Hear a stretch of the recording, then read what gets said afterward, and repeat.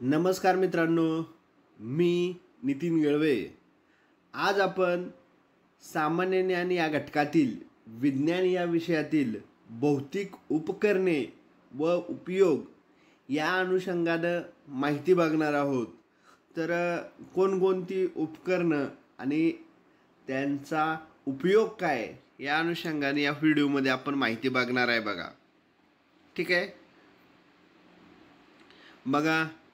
Spherometer वर्तुळाकार वस्तूंच्या वक्रतेचे अचूक मापन करण्यासाठी या स्पेरोमीटरचा वापर केला जातो.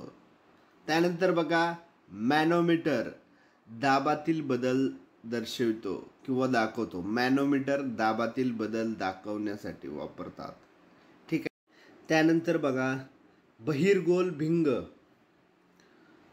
दूरदृष्टी कमी करण्यासाठी याचा वापर केला जातो.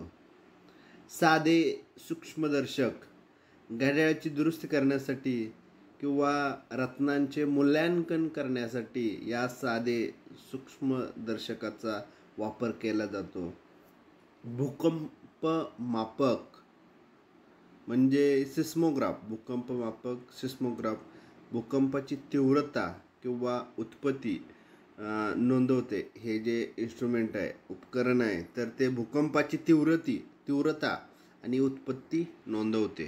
त्यानंतर बघा, स्टेथोस्कोप. हे आपल्याला माहीत असेल, हृदयाचं ठोकं मोजण्यासाठी किंवा विश्लेषण करण्यासाठी स्टेथोस्कोप वापरते, डॉक्टर वापरतात बघा.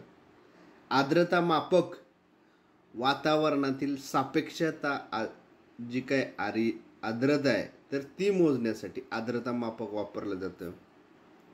14चा बॅरोमीटर हवेचा अचूक दाब मोजण्यासाठी.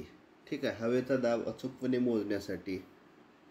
खगोलीय दुर्बिणी ग्रह आणि ताऱ्यांच्या अभ्यासासाठी या खगोलीय दुर्बिणीचा वापर केला जातो. हेअरचे उपकरण हवेची घनता मोजण्यासाठी या उपकरणाचा वापर केला जातो. व्होल्टमीटर व्होल्टेज मोजण्यासाठी या व्होल्टमीटरचा वापर केला जातो. संयुक्त सूक्ष्मदर्शक तर बघा, याचा वापर रक्तकणिका, सजीवांचे सदस्य जीवाणू, रक्तपेशी, जीवांच्या पेशी, जीवाणू यांचा अभ्यास करण्यासाठी संयुक्त सूक्ष्मदर्शक याचा वापर केला जातो. होपचे उपकरण पाण्याचे असंगत आचरण अभ्यासण्यासाठी होपच्या उपकरणाचा वापर केला जातो. थर्मोमीटर हे आपल्याला माहीत असेल, शरीराचं तापमान मोजण्यासाठी थर्मोमीटरचा वापर केला जातो. ठीक आहे. त्यानंतर बघा, अवतलभिंग जवळची दृष्टी कमी करण्यासाठी या अवतलभिंगाचा वापर केला जातो. बॅरोमीटर वातावरणाचा दाब मोजण्यासाठी. ठीक आहे, बॅरोमीटर.